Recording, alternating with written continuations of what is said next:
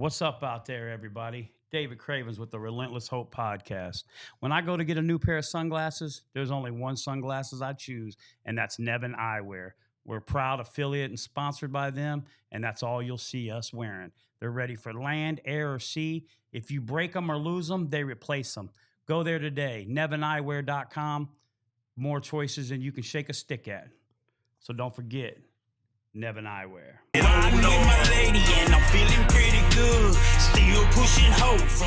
Hey, what's up out there, everybody? David Cravens from the Relentless Hope Podcast. Here it comes. I've got my beautiful savage wife, Are we ever going to stop doing that? Jahnna Cravens. Oh, that's my name? What? Well, you tried to forget it earlier. Tried to forget me. You're so stupid. Had to chase you down, jump in the car, ask to go. You're like, I'm done with this blankety blank podcast.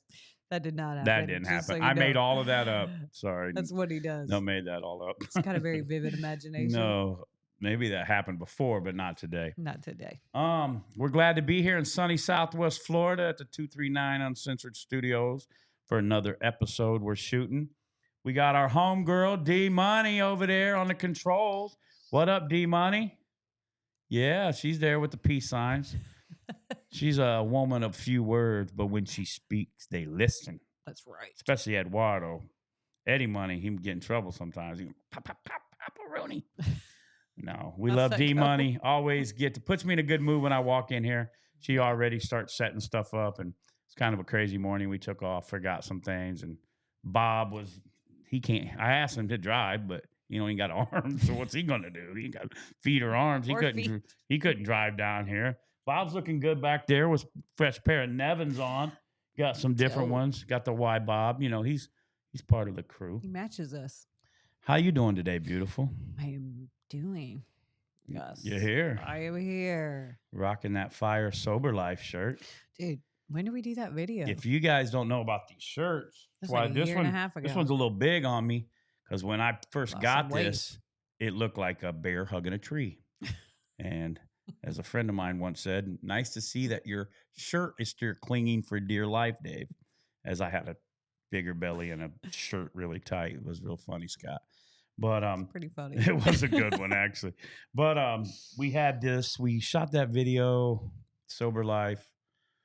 And I don't even know. A year and a half ago? Maybe almost 2. No, we were doing DDP. This summer, it was a year. Shout out DDPY Yoga. You guys get a lot of shout outs. Actually did a DDP this morning and a power cuff before we ever left. So let's go. We did do it. And it was I needed it because yesterday we had a rough day. We moved a one-piece slate pool table. Those are big. How much do you think that piece of slate weighed? Probably about 800. 800, just the slate 800. The Looked box like probably 1,000. 400. Call it 1250. But no, it was about 800. But the thing was, we had to move it off a back lanai. And you could not get on the little rocks. Yeah, the last job That of the was day. comical. So we'd already left at 6 in the morning. Mm-hmm. Went to Cape.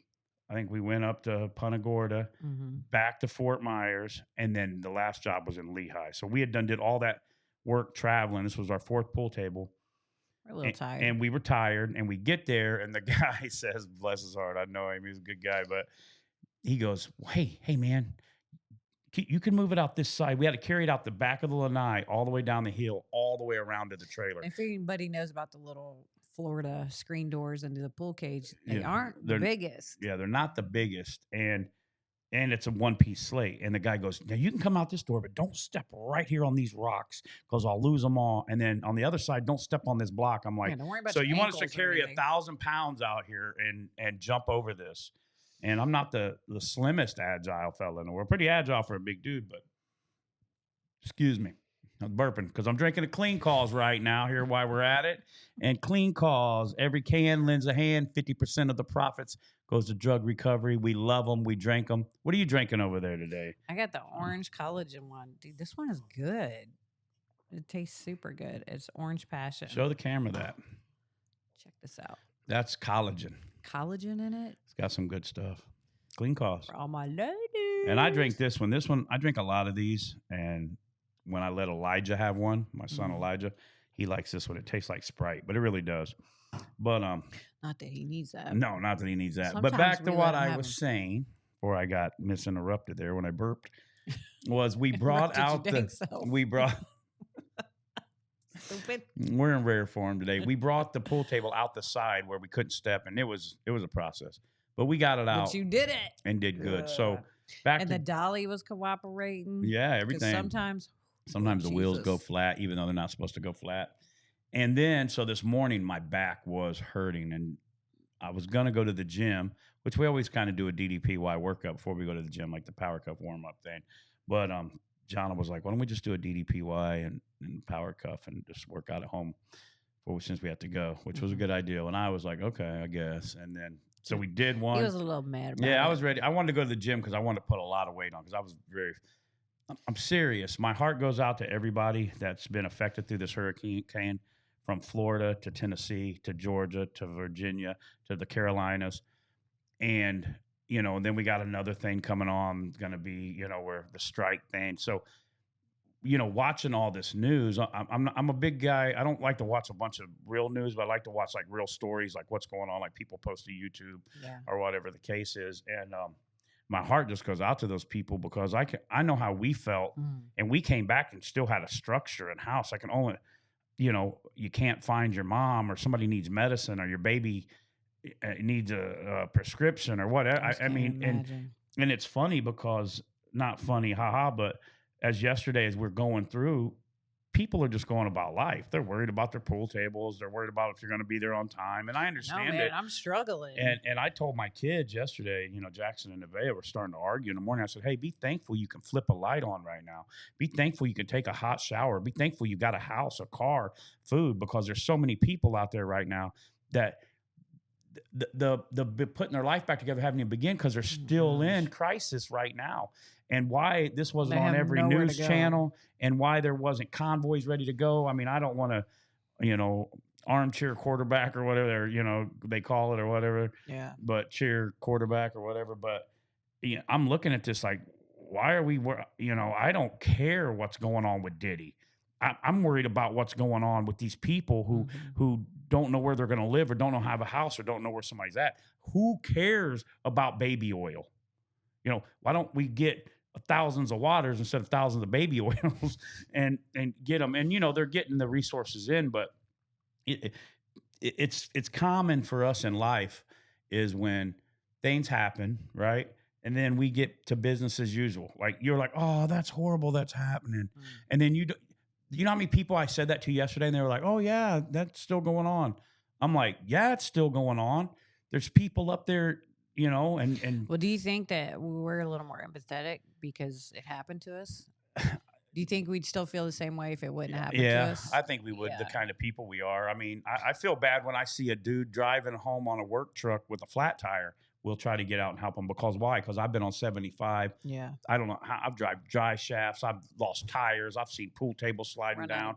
I've seen out of gas, transmissions. So my heart goes out to that but we're the first people to jump out and help somebody push things off. It's just kind of how we are. I'm not saying we're better than anybody else, but there's a lot of people that won't even push their shopping cart back up to the thing, long less worry about the next man. So I think it's so devastating just because, I mean, nobody expected that from up there. Nobody was prepared for that in North Carolina. It's like they knew that the hurricane was going to make landfall. Or Tennessee and it had been raining, but the flood, I mean, nobody expected that. Well, it ain't the wind anymore, as we've realized. It's the water is what gets us. Yeah. The wind didn't get us and Ian, it was the water. And so, surge. My heart goes out. Even people in Punta Gorda, right here close, Sarasota, Tampa, all the way up to Cedar Key and all the places that were hit. It's like, and then obviously the Carolinas, Tennessee, and Georgia. Atlanta wasn't expecting to get flooded, and all these things. So my heart just goes out, and it's just sometimes it's the problem. We get focused on the wrong thing.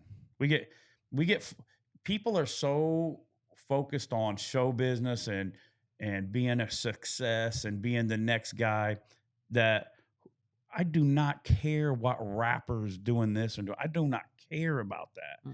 I don't care who's pregnant by who. I don't care who's You know what I mean? Like if I see another video pop up about national news should be what's going on and what can we do to help those people. Yeah. And I'm not even going to get into who's in charge and where they're at and if it's Jello pudding pop time or, you know, if we're playing bingo or if we're deciding, you know, all that. I mean, you don't have to, you know where I stand.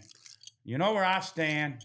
Now, this ain't real, by the way, just if you guys were thinking. You might want to watch out of the way of your microphone so what people about can that? see it. But this ain't real. But I got this given to me from my buddy who does all my shirts. Shout out Edison Custom Ink to Cliff, Julia, you know, the whole Nico, who takes care of my daughter. Nene works there. Edison Custom Ink does all our T-shirts and all our hat stuff and a lot of different things. So I was in there the other day to drop off some shirts and see Nevaeh, and I seen this and Cliff gave it to me. But so it's not real. Now, my other chain I wear is real, though, by the way. My wife bought that for me for Father's Day, but because she knows I wanted it, so she saved up her pennies. But you know, some eyelash appointments. But back, yeah, she skipped the eyelash appointment to get me a chain. I made it stretch longer, so I didn't have to keep buying new ones that kept turning my neck green. But I wouldn't pay for what this chain would be worth. And even my watch, somebody the other day saw it's a nice watch. I'm like, buddy, I bought this at the Buckle. But I love this watch. It's a guest watch, and I love it, and it works good for me. That's all that matters. Yeah, it's all that matters. But you know, saying that, where are the people at? What's going on? What are we doing? You know? Yeah, one thing, just because we've watched so many people's versions of what had happened, and it's just so traumatizing, man.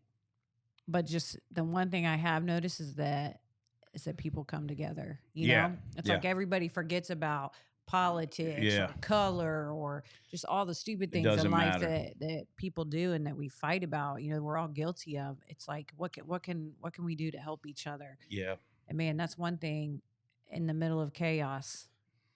People go back to basics and just realize that, hey, I'm a person that's going to get affected just like you. Yep. I don't care skin color. I don't care how much money you have. When devastation happens like that, man, we are equal. We are the same. And that's one thing that I love watching is just people come together and just have a heart for other people. Yeah, it doesn't matter how big your bank account is if their cell tower ain't there. Don't matter if you got the iPhone 47 that shaves you and walks your dog and whatever it does. Because when there's no cell tower, don't matter who you are. When there's no house, don't matter who you are. You know what I mean? Money and color and creed and politics mean nothing in a travesty. Because your car just got washed away like his car. Yeah, it doesn't matter how much your car was floating down the creek. Yeah, you no longer have a car. So, and that's true. We've seen, and that's what everybody says. They keep pulling together. But so our prayers go out and to them, man. I can't even. It's put me, and then of course the strike thing going on. Now people, you're going to have to whoop somebody over some Charmin. You know what I mean? Like just kind of like it was when. Like not all of this again. It's just, come on, man. It's. But again, man, I'll save all my views on how I feel about that. This isn't a podcast like that. There's probably a podcast you can find that talks about that, but that's not us. But that's been somber because our hearts just go out to them and we're watching them. We're like, oh my God. And we got family in that area. Johnna's got aunts up there and Brentley and Trey and are up that way. So, in Tennessee, of course, and then of course, Atlanta, everybody was there and checked on DDP and them, and he had checked on us for the hurricane. And just, it's just sad. It seems like we used to have hurricanes every once in a while, now they're like yearly 2-3 times. So definitely some biblical stuff going on there. If you don't believe in the Bible, hang on, y'all. I know, for real though. I woke up I was just stressed, stressed and sad, and like, all right, what can we do to help people? And man, I had to read a devotion and get into the Word because, like, my spirit was just broken. It's like this. But one thing what I think we always have to remember is that God's always faithful. Yeah, and God is always God.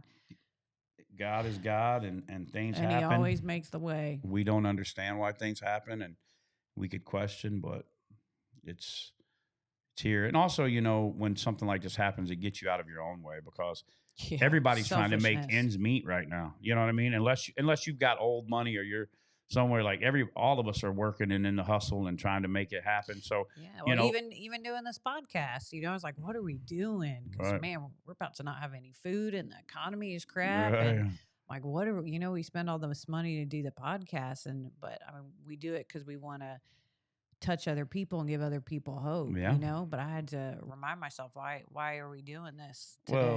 Well, and the thing about podcast or music or anything you do positive or do in ministry, there's a lot, why a lot of people don't make it, because when it gets hard, they quit. Yeah. So, I heard Jimmy Evans say something, and you always hear me Marriage Today, because Jimmy Evans is like a guy that I listen to over and over and listen to what he says. But I seen him and he got teary-eyed when they were talking about the XO. It's like that some people didn't know what the people were going through when they were filming some of the videos and shows that you watched. You know what I mean? Financially, hard times, everything. So I always know if I feel like not doing something, I make myself go do it. You know what I mean? And that's working out, and that's anything. That's just even in marriage or in sober, being living a life sober. There's days that you feel like, hey, man, and not now so much, but in the beginning, man, what's the use, right? Maybe you're out there right now and you've been clean for 24 hours, or you've not used a drug for a month or quit drinking,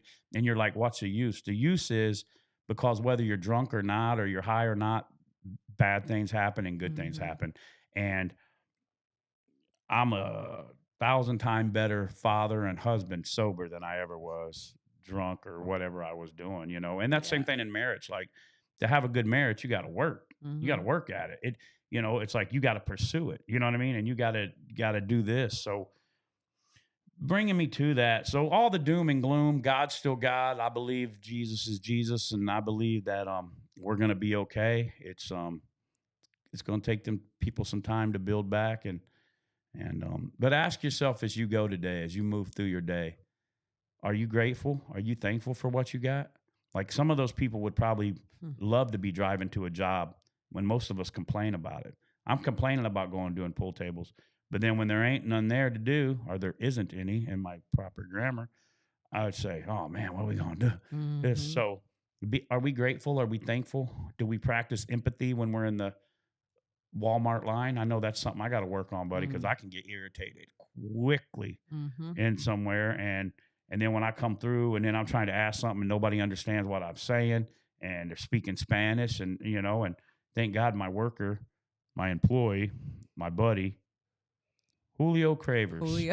No, Crisco, my buddy Chris, who works for us, our main employee, who's been with us now for a while, who's been sober for 2 years, over 2 years now. Good job, Chris. Shout out to Chris. We were laughing yesterday because we were doing this AI song thing. But anyway, that's another story. And it was giving him names, and we were just laughing.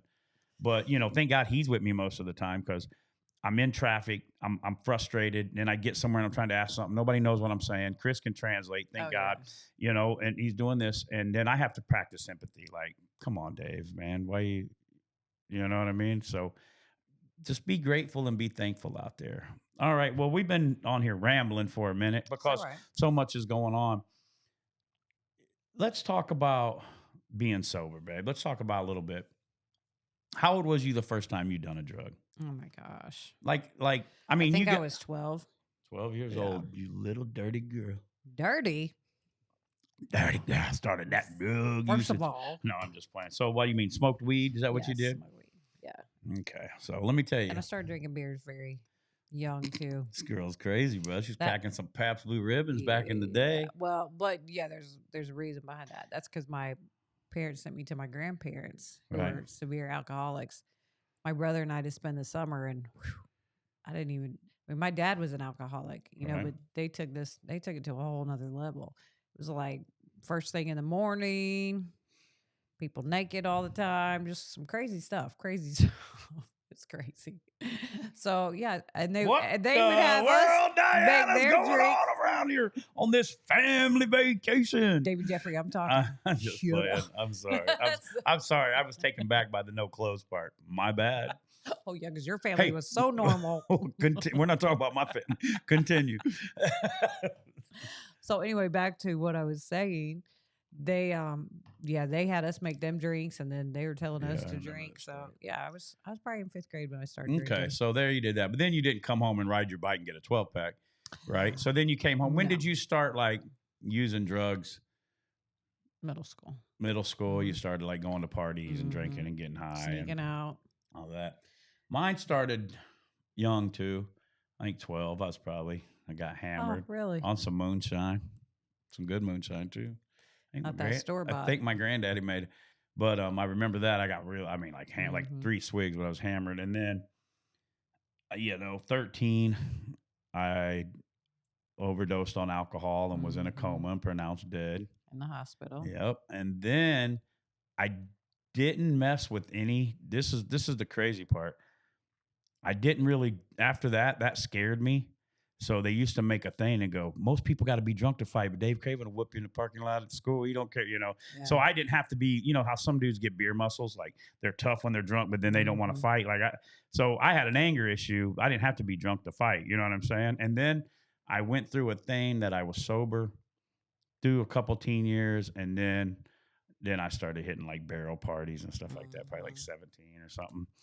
And then, but I did my first line of cocaine at 15 years old with my biological father in a hotel room. I think I was 14 the first time I did cocaine. And then, 18, 19, 20, 21, 2, and then on and off. And then it just led into the craziness. Kind of the same with you. Yeah. When do you think like heavy drug use started for you?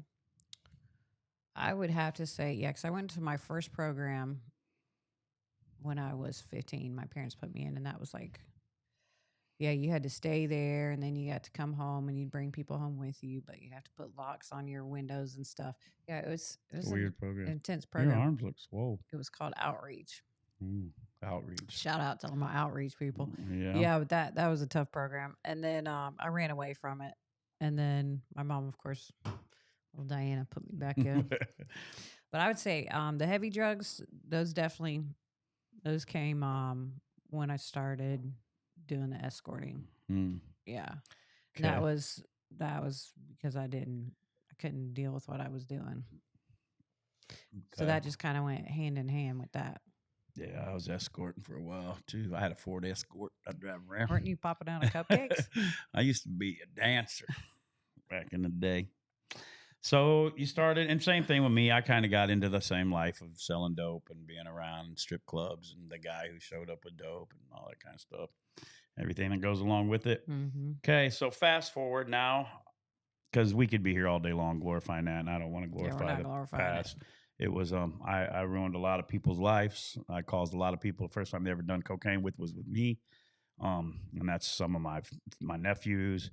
You know what I mean? That I still hold myself responsible to this day. That both of them kids have struggled. Now they're men, but they made their own decisions. But I wasn't the best role model uncle that they looked up to. You know what I mean?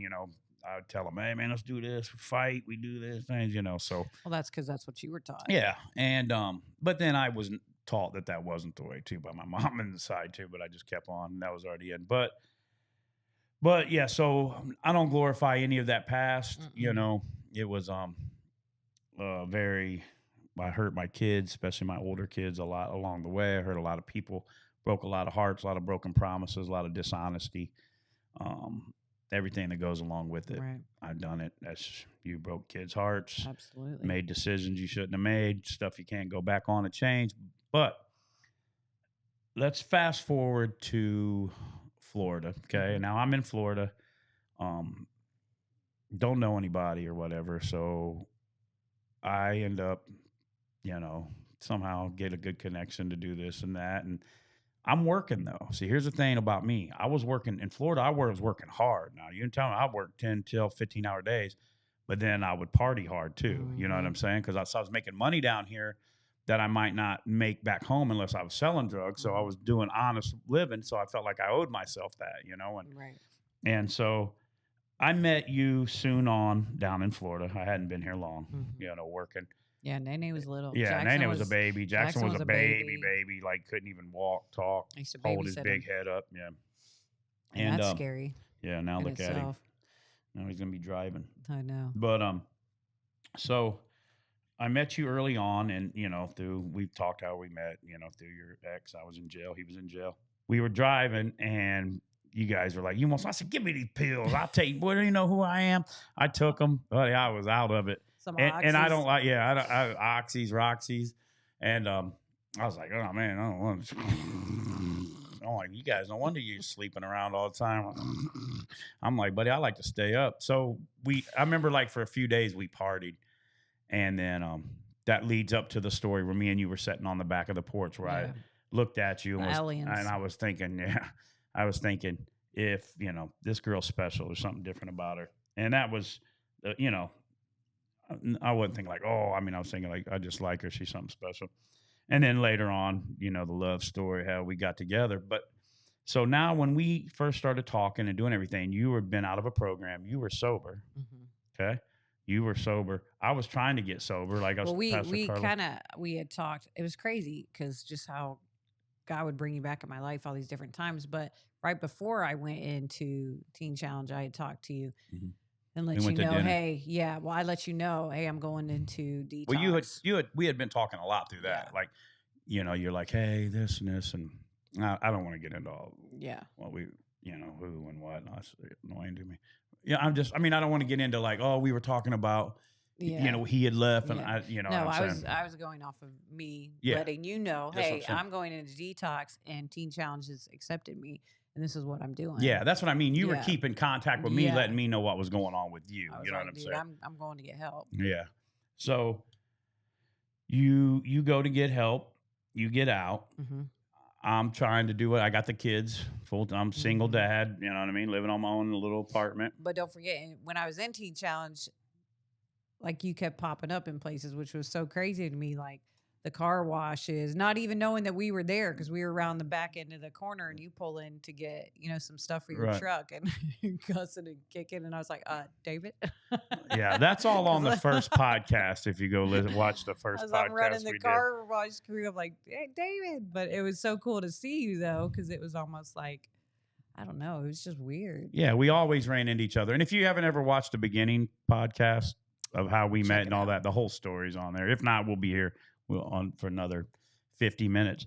So, because I'm trying, I know it seems like I'm speeding along. I don't want to get into the whole Robbie stuff. I don't want to get into all. I'm trying to speed along to where we got together and started doing drugs again. Right. That's what I'm trying to do. So if it seems like I'm cutting her off, and I'm just keeping it moving because I don't want to rehash and go over all that. But so you went in, got clean, then you got out of the program, and not clean. You got set free, and but still didn't deal with some emotional stuff and relational stuff. Just because I graduated program, I still had a lot of you lived in a bubble that I had to still work through. A lot of people don't like that I say that, and it's nothing against any of those faith-based programs, and a lot of people don't.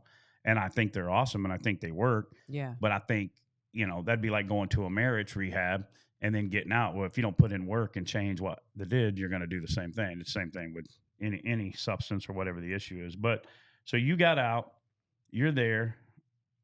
I'm trying to work through stuff, and then I went to live with Pastor Carlos, and we had our little where we didn't talk, and we did talk.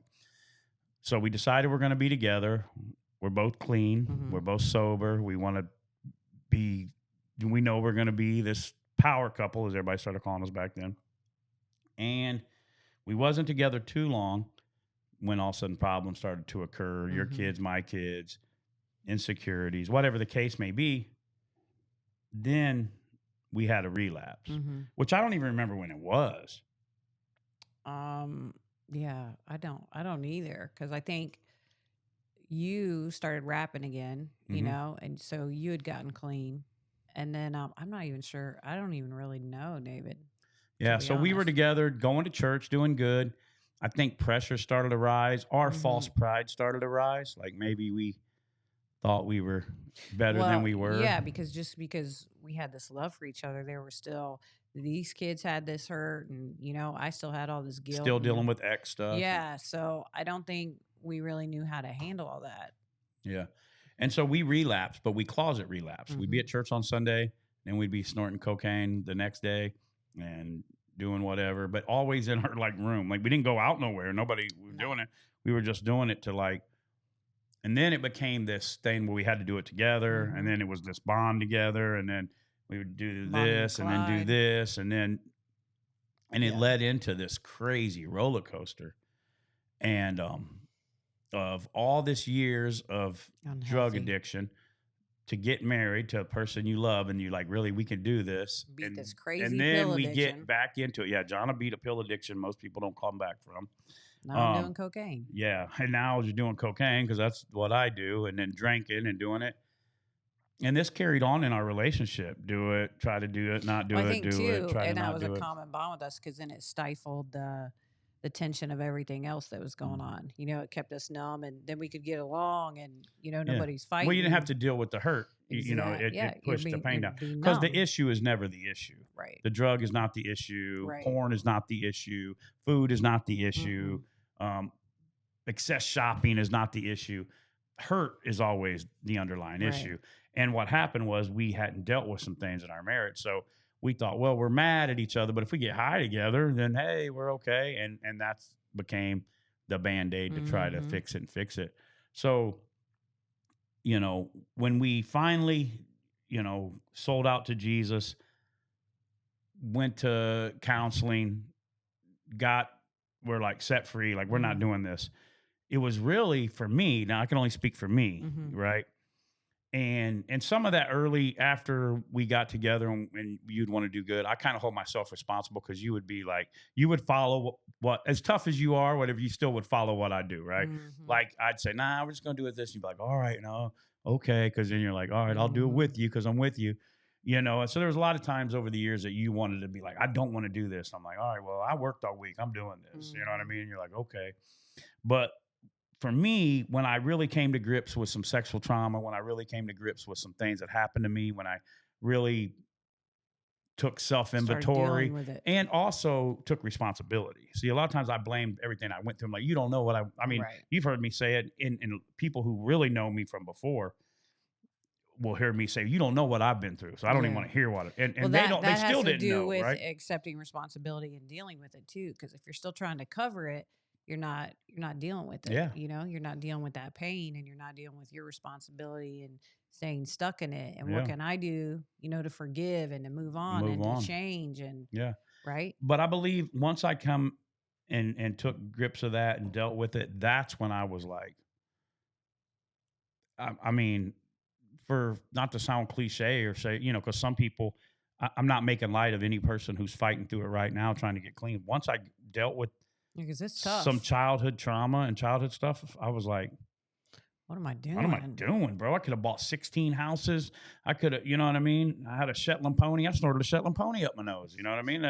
It's just the realization of all this time has been wasted. Yeah. All this money has been wasted. You know, like my kids are growing up and I'm not being the parent that they need. I'm missing some crucial things here in their lives, you know? And what am I teaching my kids? Here, I beat this addiction. Now I got this one. Yeah. What am I doing? That's exactly right. So once I dealt with that, I mean, I had seen Alice Cooper. We were watching a thing with Alice Cooper, and he was like, once I got clean, he said, not to be funny, but it was like, I don't want it. Like we were saying something the other day, like we're stressed out. We have some stuff, you know, like real life. Everybody has real life. So I don't want to be, oh, we're stressed. Everybody has real life. Everybody has bills. Everybody has decisions they made. You know what's crazy though? I gotta say this here. It's like no thoughts come into my head anymore of, oh, I wish I could go have a drink like a normal people, or I'd like to get high. That doesn't even come in my mind anymore, which is for me, that's exciting, you know, because even after I got clean for a while, like things would hit. Sometimes I'd be like, gosh, a drink. That's how you coped. Yeah. That a drink was what we did. Me too. Man, a margarita would be slamming right now. I just want to kick back. Now I'm like, now this is how I deal with it when I'm stressed. I haven't even got my toes done. I got an ingrown toenail. I can't afford it. I'm like, I'm not going to get my toes done this week because Jackson needs cowboy boots and I can't get my toes done. No, but it's funny how, like, you know what I mean? Like stuff that was important. Or like, it's like, I know I need to go to the gym, and it's not just a physical thing. It is like a physical thing, but it's also a mind thing. It's also a spiritual thing for me. It's just pushing past any kind of depression, pushing past any kind of, you know, defeat. It's just like, I hear the eye of the tiger. Let's get it. No, it's the same. and this is where it's so important that working out is getting your you can go to the gym, and I don't care if you're still not in the best shape. You go in there and work out for an hour, you come out there like you can change the world because you're happy with yourself. Mindset. You know, well, and you know that you're doing endorphin, you're clicking endorphin, and you know that you're trying to do something because right now, whether they go on strike and we can get meat or produce or whatever, whether a hurricane comes, you know, when it's all over and when you're done, one thing you know you can control is your body. You can control what you eat. You can control if you go work out or not. Right. You can control what you read, what you watch. If you want to change your mood, you could. Yeah. Well, I mean, if you want to screen suck all day, or if you want to get up an hour earlier and go in and hit the gym, right? Like us. That's 2 hours. Well, yeah, we hit the gym for 2 hours, but even today, it's like we could have stood there, and I mean, for a minute, we were like, "All right, what are we gonna do, man? Should I just tell? Should we not even go do it?" Like we were both thinking that, right? And then we were like, "No, we got to go." It was like, well, we need to work out, and then we started having a little argument, which shows if you work at your marriage and you work.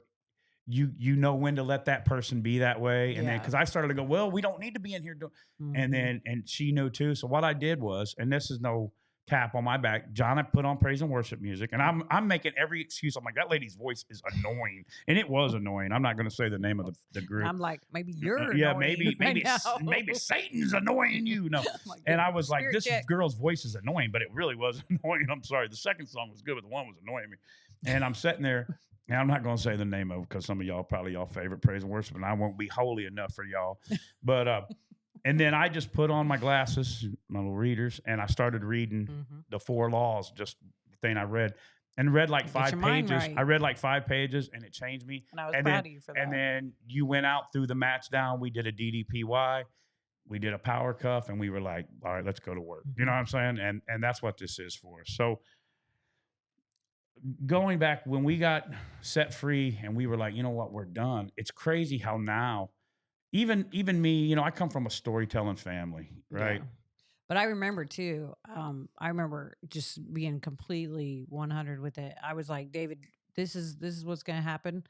I was like, we are done with this. So there is no more, oh, you're going to give in and do it. I'm like, I'm tired of this, and this is how it's going to be. Right. And if it's not, then I'm out. So there is no more giving in. There is no more drinking. There's no more falling back. There's no more making exceptions. This is it. This is how it's going to be. I don't want this anymore. I don't want to do this anymore. We got to think. There was felony stops. There was bracelets wearing. There was, you couldn't come home. Like, I mean, I wrecked a car. It was crazy, jumping out of windows. Like, stuff was nuts. Not normal. Not your normal going out drinking margaritas and no, it was and that total chaos. So, you know, once we really got set free and we got it, it's funny. Like I was saying, I come from a storytelling family. Right? I'm a good storyteller. I can get you laughing and telling stories. Oh, they know. And that's what my uncle Claude. He's probably one of the best, Claude Cravens. Storytellers ever, and they say I'm a lot like him. But my dad was good. Larry's good. My granddaddy was good. You know what I mean? All of them are good storytellers. But sometimes you have to be careful when you get caught up. Sometimes working in that truck, you're in a work truck. You know what I mean? And my whole life riding a work truck's when you're laughing, you're joking, you're making things, and we laugh and joke nonstop. I mean, if a camera followed us around, it would be a hit series. I don't care. We might get canceled. But we definitely get canceled.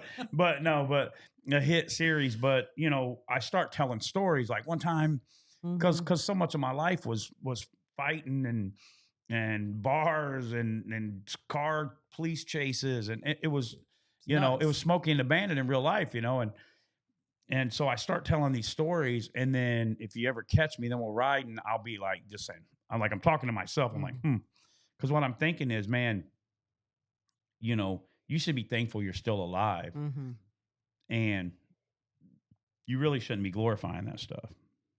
Because hurt, destruction. You know, everybody glorifies outlaws. You know what I mean? Like, listen, man. I'm sorry. I want to say this.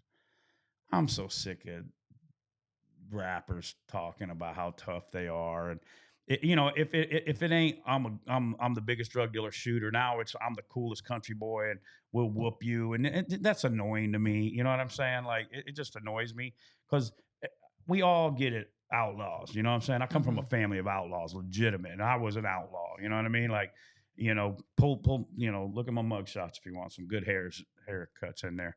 But, all of that stuff's cool and whatever. But the Outlaws I know did nothing but break hearts. Mm-hmm. Like nobody was an outlaw bigger than Big Dave Cravens. Mm-hmm. Okay.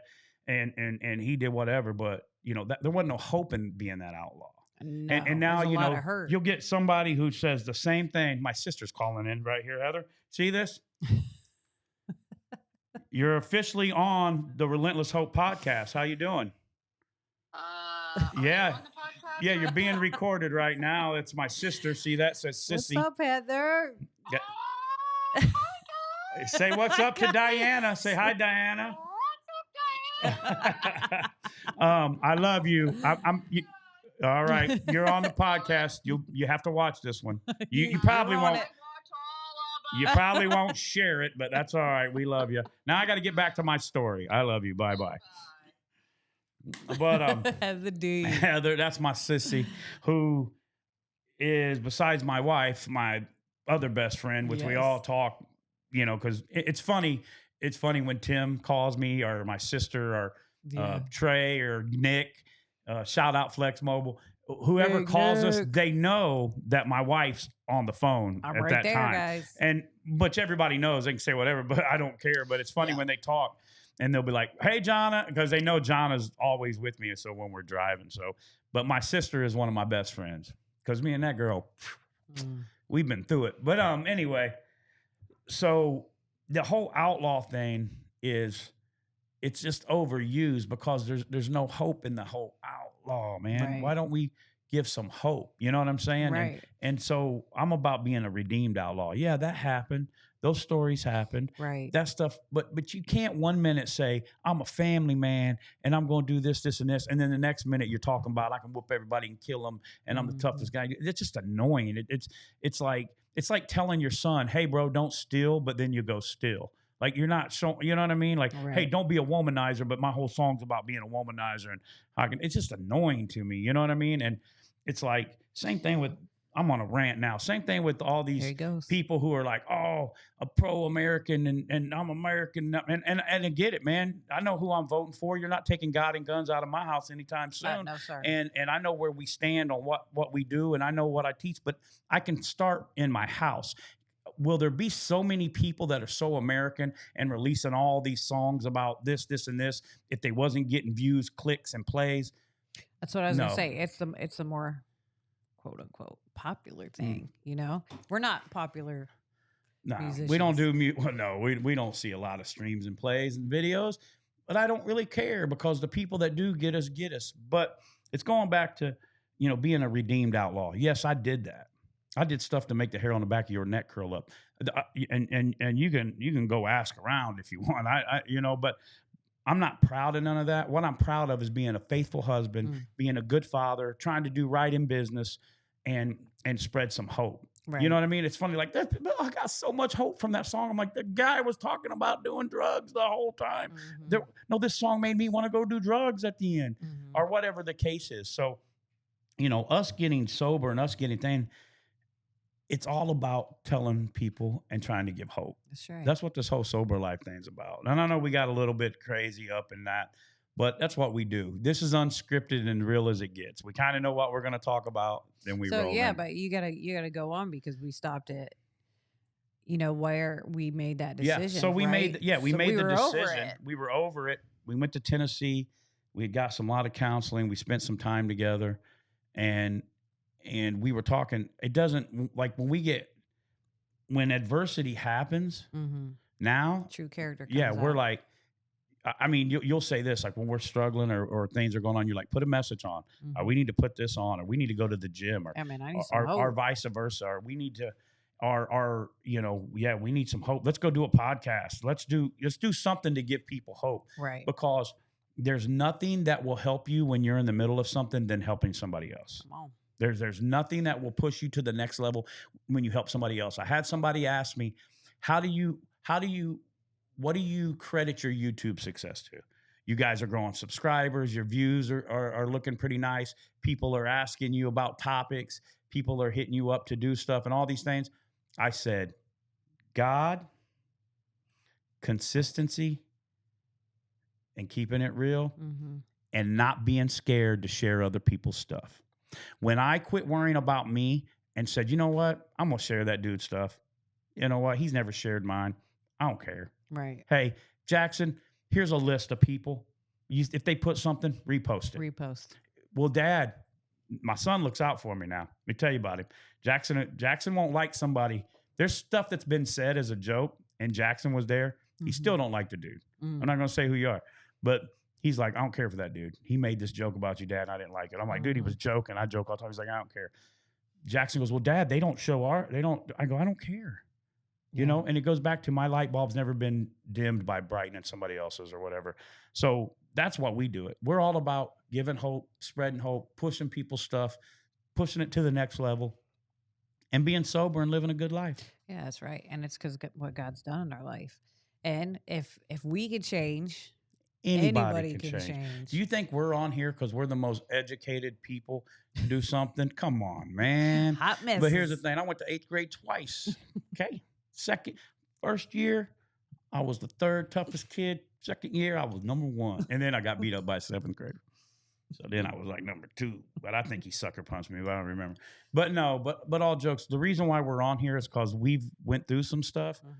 And we know if we can do it, anybody can do it, right? Not the best speaker, not the best looking guy, never threw a touchdown pass, can't play a baby grand piano, can't get up and sing.